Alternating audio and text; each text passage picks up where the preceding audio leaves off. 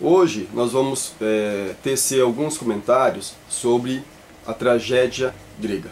Para isso eu anotei alguns pontos aqui que eu considero relevante tratar dentro desse pequeno vídeo, sem a pretensão de esgotar o assunto.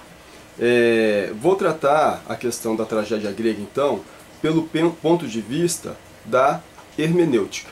Então, inicialmente, o que eu acho importante para podermos situar dentro do tipo de obra é que a tragédia grega, tradicionalmente, uma obra é dividida em três momentos, em três partes, sendo que as duas primeiras partes elas apresentam um problema. E a terceira parte busca-se a solução a essa questão posta na parte 1, desenvolvida na parte 2 e buscando-se então a solução na terceira parte. Um exemplo clássico dessa estrutura é na obra de Sófocles, na trilogia tebana. A trilogia tebana, que inclusive eu vou comentar no próximo vídeo, ela inicia com Édipo rei, depois de Édipo expulso, ela passa para Édipo em Colono, onde ali ele tem reflexões, tem um aprendizado, um profundo autoconhecimento, o encontro de uma verdade, e conclui-se com Antígona, que questiona Creonte, que é o rei de Tebas, frente ao direito positivo em contraposição com o justnaturalismo. Questão que eu vou tratar num próximo vídeo. Então, uma coisa interessante a se observar é que a tragédia grega ela está presente em nós e em nossas vidas. Por mais que sejam obras que foram escritas mais ou menos em 520 a.C., até nos tempos atuais, elas são extremamente presentes em nossas vidas. Então, por exemplo, Ésquilo tem uma epígrafe que diz pateimatos, que significa aprender pelo padecer. Em outras palavras, quem não ouve tem que sentir, ou seja, é o processo do aprendizado pela dor. Eu vou tratar também em breve sobre isso. Então, o ser humano ele pode trilhar distintos caminhos para o conhecimento, para o aprendizado, para o autoconhecimento. Dentro da tragédia grega, e tragédia, ela vem da palavra grega, que é tragos, bode, e ode, canto, literalmente o canto do bode, geralmente associado o sacrifício de alguém para alguma coisa. E daí até que vem um ditado que é bode expiatório.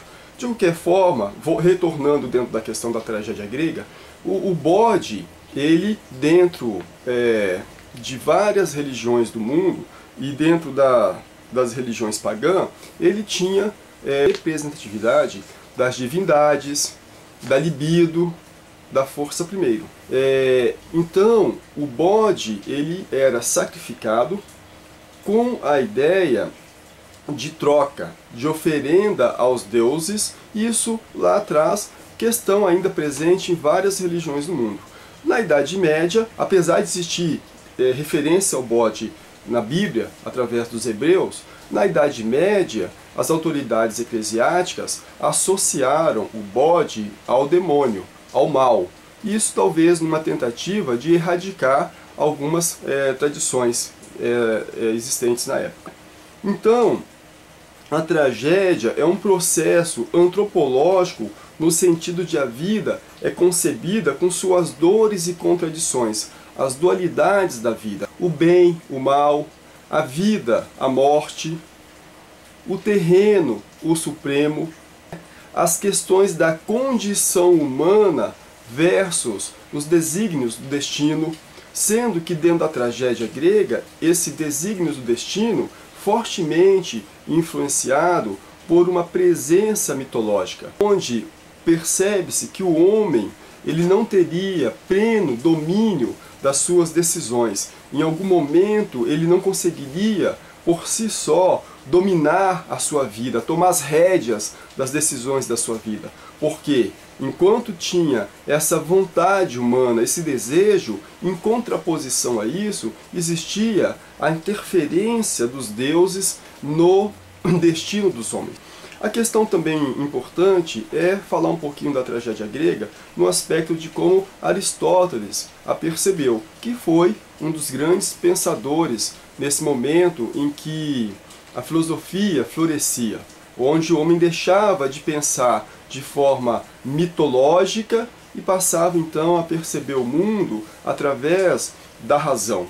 Foi ali o nascimento, ali, esse eixo do mundo, esse eixo da história, em algum momento ele passa ali pela Grécia Antiga, 500 anos antes de Cristo, onde começam ali as primeiros, falando em termos ocidentais, os primeiros pensamentos, a primeira busca de explicação aos fenômenos que cercavam o homem. Então, para Aristóteles, a função da tragédia era uma função educacional. Ele tinha o propósito de instruir o espectador, ao mesmo tempo de dar um aprendizado através do prazer da dor. Então, ou seja, nós podemos aprender a bem viver, a melhor viver através da dor. Isso está presente, por exemplo, dentro da questão do espírito adolescente. O adolescente, por mais que você traga experiência, apresente fatos, caminhos, ele tem uma resistência em aceitar, em função desse espírito jovem, esse espírito libertador, que não tem receio sobre as questões da vida, que o leva, muitas vezes, a adotar decisões para condutas desviantes. Então daí vem os efeitos nefastos dessas decisões sobre a vida. Então, o herói da tragédia, ele busca estabelecer uma nova ordem, muitas vezes sacrificando a sua vontade, sacrificando os seus desejos em função de um bem maior. Nesse processo vem a questão do aprendizado pela experiência através de uma via dolorosa e tortuosa. Isso é o padecer na tragédia grega. Uma questão é que o leitor, ao se defrontar ou ao iniciar a leitura de uma obra com essas características, ele tem que perceber, como toda leitura, ou quando você assiste uma peça, que ele está num jogo. E para que ele possa participar deste jogo plenamente, para que ele possa usufruir o aprendizado que esse jogo pode proporcionar, ele tem que entender o contexto daqueles personagens. As características dos personagens, as militações, seus atributos positivos e reconhecer a si mesmo na obra. Dessa forma, permitindo que ele consiga, através dos personagens, alcançar o autoconhecimento. Então a ideia fundamental das tragédias, onde os personagens vivem essa dualidade entre a vontade da vida, o desejo da vida, versus os desígnios do destino, é justamente a contraposição entre essa dualidade da vida. E o herói grego, então, como dito, ele busca romper e apresentar uma nova ordem. Antígona, na obra da trilogia tebana, bem representa esse momento, onde Antígona ela entra no embate com Creonte a respeito do sepultamento de um de seus irmãos. Eu vou tratar isso numa outra questão, num outro vídeo, onde a gente vai dar uma atenção especial, botar um foco na questão do justnaturalismo versus o positivismo dentro da obra da trilogia tebana. Então, para concluir, fundamentalmente, a questão é tragédia grega, uma obra composta de 3 momentos, sendo que os 2 primeiros apresentam um problema e o último apresenta uma solução. Interessante notar que essa solução ela não tem uma via do meio, uma mediação. Ou ela pende para um lado, essa balança da justiça, essa balança da solução, ou pende para o outro. Então esse é um ponto. E o outro ponto é a questão de que o herói, na tragédia grega, ele busca a colocação de uma nova ordem. essa nova ordem é alcançada através da dualidade da vida. E, finalmente, esse aprendizado pela dor, ou seja, a dor leva ao aprendizado. Quantas vezes em nossas vidas nós só conseguimos perceber algumas coisas, só chegamos ao conhecimento, ao aprendizado, depois de vivenciarmos as consequências negativas de algumas decisões e atos. Isso é um processo do crescimento humano. E um ponto também importante a se colocar é que, através dessas experiências dolorosas, essas experiências do padecer, da dor, nós alcançamos, de alguma forma, um estágio melhor no bem-viver, de autorreflexão, de autoconhecimento. Nesse sentido, as obras literárias dentro da tradição da tragédia grega são uma excelente oportunidade de aprendizado, de vivenciar as mazelas da humanidade, as dores da humanidade, aonde o personagem principal ele tem medo das consequências dos seus atos, ele tem medo da punição. No caso, dentro do contexto, na época em que foram escritas, havia aí toda uma questão da mitologia, dos deuses presentes ainda dentro das decisões, dos caminhos da humanidade, questão hoje em grande parte já superada, já não se enxerga necessariamente dessa forma, com todo respeito às religiões que têm as crenças dela, mas isso é um fato histórico. Aqui a gente não estou tratando aqui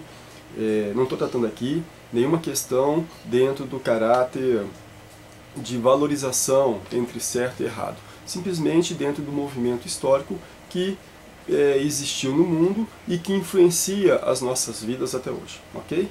No próximo vídeo, eu os convido a acompanhar, nós vamos tratar da trilogia tebana. Vamos fazer um breve resumo de Édipo Rei, depois rapidamente falaremos sobre Édipo em Colono e iremos concluir com Antígona, aonde então irei traçar um paralelo do embate existente na obra Antígona com algumas questões do direito, que dizem respeito ao justnaturalismo, ao justpositivismo e as formas de decisão da justiça, seja ela uma forma de conciliação, seja ela uma forma de sentença. Então, até o próximo vídeo, pessoal.